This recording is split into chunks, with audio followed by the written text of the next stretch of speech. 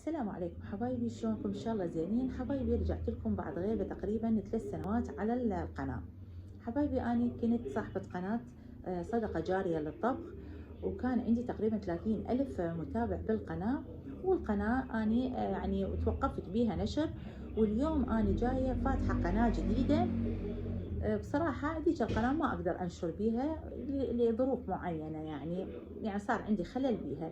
ففتحت هاي القناة الجديدة، واسم القناة طبعا هم مو ثابت، اسمها قناة منال للطبخ، ماما منال للطبخ. فأريد يعني اقتراحاتكم إنه يبقى هذا الاسم أو لا. قناتي القديمة مثل ما قلت على نوهت عن عنوانها، إذا تحبون ترجعون إلها وتشوفون المتابعين القديمين أكيد راح يتذكروها وراح يعرفوها. فحبايبي يعني أني أريد أخذ رأيكم بشغلة معينة، إنه قناتي تبقى قناة طبخ وندخل بيها بعض المواضيع الناقشة الأسرية، أو يعني تحبون تختص قناتنا بشكل يعني بشيء ثاني. في القرار لكم، وأنا بس مقررة أن تكون قناة بسيطة للحياة اليومية، الطبخ، بشغلات البيت ومناقشة بعض المواضيع.